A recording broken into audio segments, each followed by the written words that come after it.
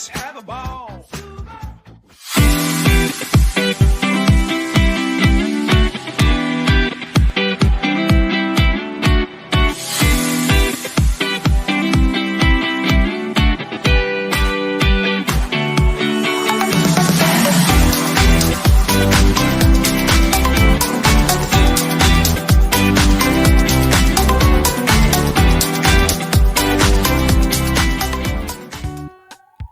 Selamat datang di pembelajaran IPS kelas 5 topik A.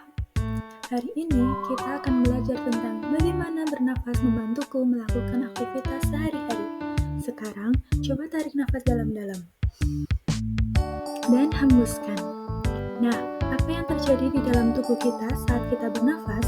Yuk cari tahu bersama.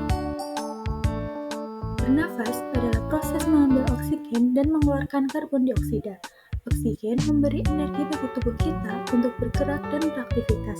Tapi, apa yang terjadi jika kita tidak bernafas? Apakah tubuh kita masih bisa berfungsi dengan baik? Yuk cari tahu jawabannya.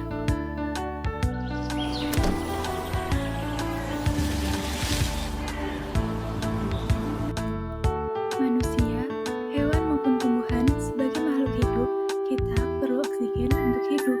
Waktu bernafas, kita mempunyai organ-organ yang bekerja sama dan membentuk sistem organ yang bekerja mengatur oksigen yang ada di lingkungan hidup sampai pada setiap sel yang kita butuhkan. Oksigen ini tidak tersedia di dalam tubuh makhluk hidup. Kita mendapatkan oksigen dari lingkungan sekitar kita. Bernafas artinya kegiatan menghirup atau memasukkan oksigen dari lingkungan hidup dan mengeluarkan karbon dioksida dan uap air melalui alat pernafasan kita. Pada intinya, oksigen adalah bahan bakar utama bagi tubuh kita. Darah membawa oksigen ke otak, otot, dan organ-organ penting agar kita bisa berpikir, bergerak, dan bernafas dengan baik. Tanpa oksigen yang cukup, tubuh akan melemah dan tidak bisa bekerja dengan optimal. Itulah sebabnya kita harus memastikan tubuh kita selalu mendapat cukup oksigen. Saat kita menghirup udara, organ pernafasan bekerja sama untuk mengambil oksigen dan mengeluarkan karbon dioksida. Tapi, bagaimana sebenarnya proses ini terjadi? Organ apa saja yang terlibat? Mari kita jelajahi dan temukan jawabannya. Untuk bisa bernafas, tubuh kita memiliki sistem pernafasan yang terdiri dari beberapa organ penting. Setiap organ memiliki tugasnya masing-masing dalam mengalirkan oksigen ke seluruh tubuh. Nah, apa saja organ-organ pernafasan itu? Yuk kita lihat satu persatu. Yang pertama, hidung. Hidung adalah pintu masuk udara ke dalam tubuh kita. Rambut halus di dalamnya bertugas menyaring debu dan kotoran, sementara selaput lendir mengatur suhu serta kelembapan udara sebelum masuk ke paru-paru. Dengan begitu, udara yang kita hirup menjadi lebih bersih dan nyaman. Yang kedua, faring adalah persimpangan penting di dalam tubuh kita. Saluran ini menghubungkan hidung dengan laring dan berfungsi sebagai jalur masuknya udara ke paru-paru, serta makanan ke saluran pencernaan. Hebat ya! Satu saluran, dua fungsi. Yang ketiga, laring. Dapat kita ibaratkan sebagai penjaga jalan nafas kita. Organ ini mengatur aliran udara menuju paru-paru dan secara otomatis menutup saat kita menelan makanan. Yang keempat, trakea. Kita ibaratkan sebagai jalan tol udara menuju paru-paru. Saluran ini menghubungkan laring dengan bronkus dan berfungsi menyalurkan udara ke paru-paru. Dindingnya yang kuat dan elastis memastikan udara mengalir dengan lancar setiap kali kita bernafas. Selanjutnya yang kelima, bronkus dan bronkiolus, jaringan jalan udara dalam paru-paru. Bronkus adalah cabang dari trakea yang mengarah ke paru-paru kanan dan kiri. Dari sini, udara mengalir ke bronkiolus, cabang-cabang kecil yang menyalurkan udara hingga alveolus. Seperti ranting pohon yang bercabang, sistem ini memastikan oksigen tersebar ke seluruh paru-paru. Yang keenam, alveolus. Alveolus ini terletak di ujung bronkiolus. Alveolus berfungsi menukar oksigen dengan karbon dioksida agar tubuh tetap bertenaga. Inilah proses utama yang membuat kita bisa bernafas dengan baik. Yang terakhir ada paru-paru, pusat pernafasan tubuh kita. Sebagai organ utama pernafasan, paru-paru bertugas menukar oksigen dengan karbon dioksida. Terletak di rongga dada, organ ini bekerja tanpa henti agar kita bernafas dengan lancar. Nah, Kita sudah mengenal organ-organ pernafasan, mulai dari hidung hingga paru-paru. Sekarang, bagaimana organ-organ ini bekerja saat kita bernafas? Ternyata, ada dua cara utama tubuh kita bernafas, yaitu pernafasan dada dan pernafasan perut. Tapi, bagaimana cara kerja masing-masing? Apa yang membuat keduanya berbeda? Yuk kita pelajari lebih lanjut. Pernafasan dada adalah proses bernafas yang melibatkan gerakan tulang rusuk dan otot-otot di sekitarnya. Saat kita menarik nafas, otot di antara tulang rusuk berkontraksi dan membuat tulang rusuk terangkat. Akibatnya, rongga dada membesar dan udara masuk ke paru-paru. Sebaliknya, saat menghembuskan nafas, otot tulang rusuk kembali rileks. Tulang rusuk turun, rongga dada mengecil, dan udara dikeluarkan dari paru-paru. Selain pernafasan dada, tubuh kita juga melakukan pernafasan perut. Pada saat menarik nafas atau inspirasi, otot diafragma berkontraksi dan mendatar, membuat rongga dada serta paru-paru membesar. Udara pun masuk dengan leluasa. Sebaliknya, saat menghembuskan nafas atau ekspirasi, otot diafragma kembali rileks dan melengkung ke atas.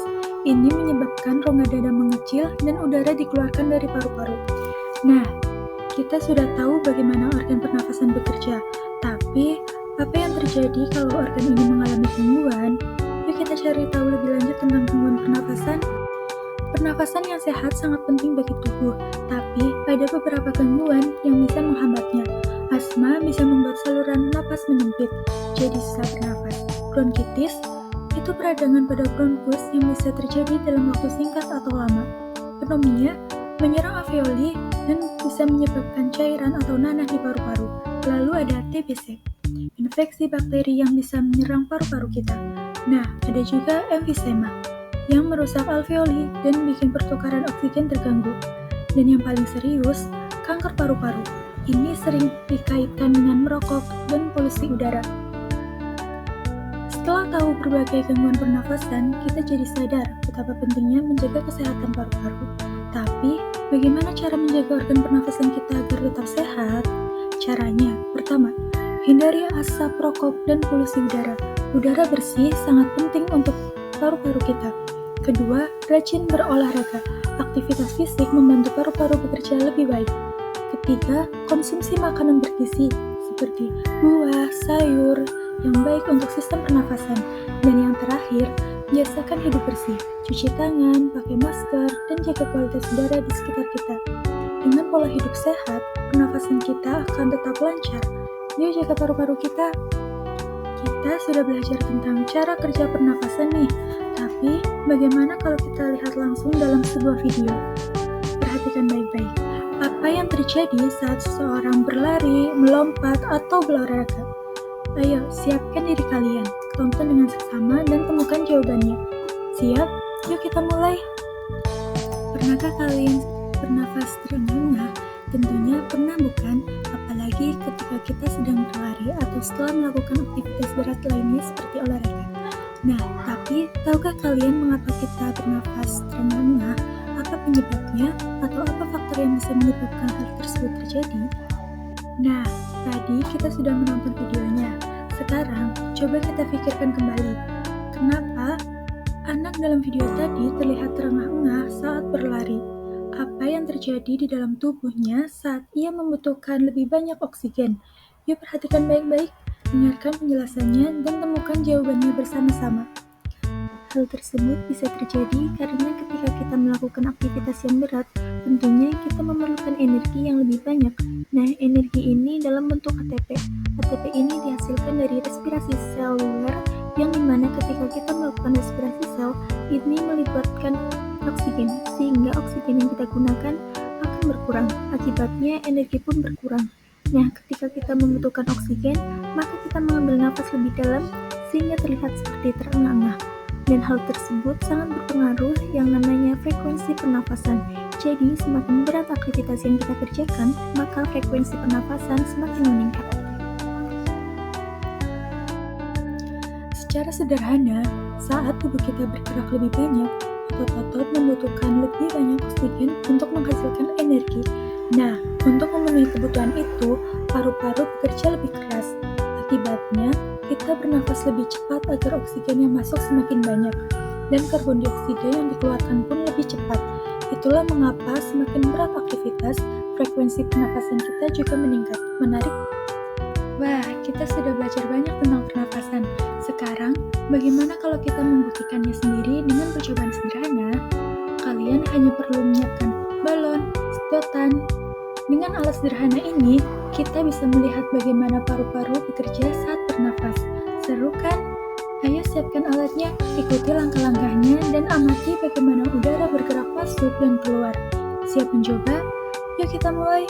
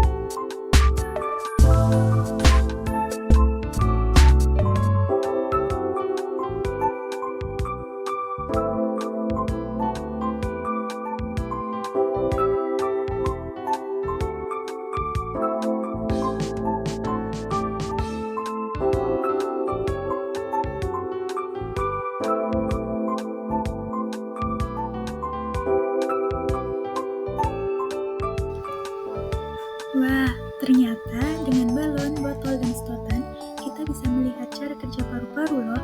Balon yang ada di dalam botol mewakili paru-paru. Balon yang menjadi alas mewakili diafragma. Nah, sedotan di sini berperan sebagai saluran udara. Saat kita menarik balon alas ke bawah, ruang di dalam botol membesar. Tekanan udara berkurang dan udara masuk melalui sedotan ke dalam balon di dalam botol. Hasilnya, balon mengembang seperti paru-paru saat kita menarik nafas. Lalu saat balon alas didorong ke atas, ruang di dalam botol mengecil, tekanan udara meningkat dan udara keluar dari balon kecil. Balon pun mengempis, seperti paru-paru saat kita menghembuskan nafas. Sekarang, waktunya kuis. Yuk uji pemahaman kalian dengan menjawab pertanyaan berikut. Siap? Ayo kita mulai.